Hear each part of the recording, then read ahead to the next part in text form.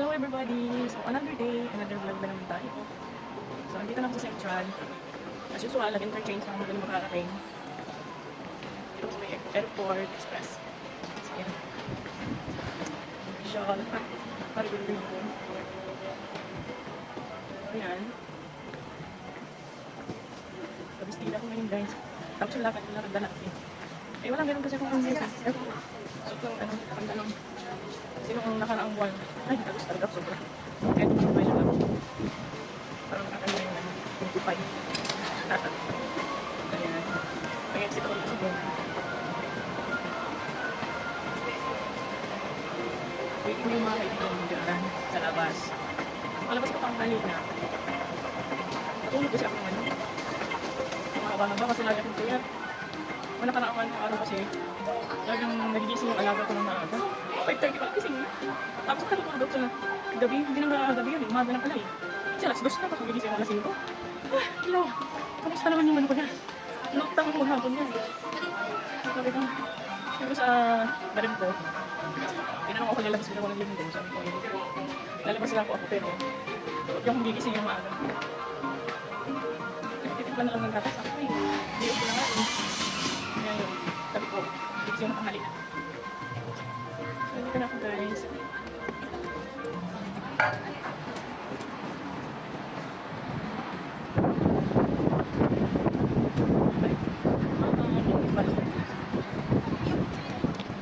First ko ito. Try natin ang first ko sa harap ko ng IFC. Dito na bago namin. Punta ko sa baba pa. Nandun sila.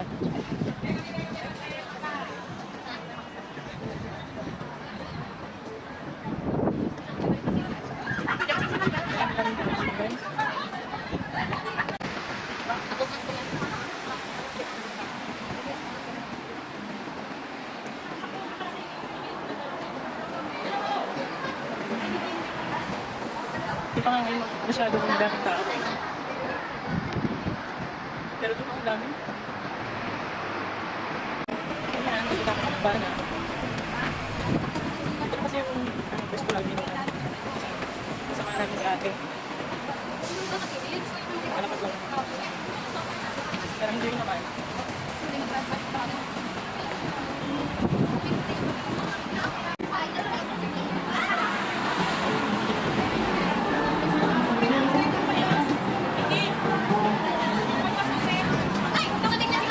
Naglalakad kasi ako nagbablog pa siyempre.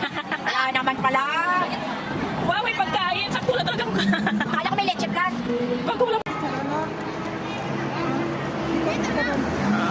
Libre kain na. Busog na ako, nakakain na. Tulad sa namin ko yung timang sa kabahan. Wala ba? Wala ba dito? Tama na! Nasa yung timang hindi siya Kaya pula. Yung maputa. Charon! Dito sa loob.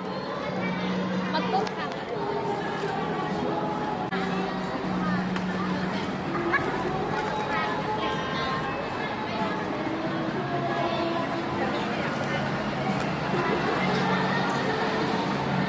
Kaya sa akin doon napatanda sa building namin.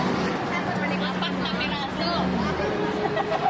Sabi niya, oh, my beautiful neighbor. Friendship, pakinig nyo yan guys.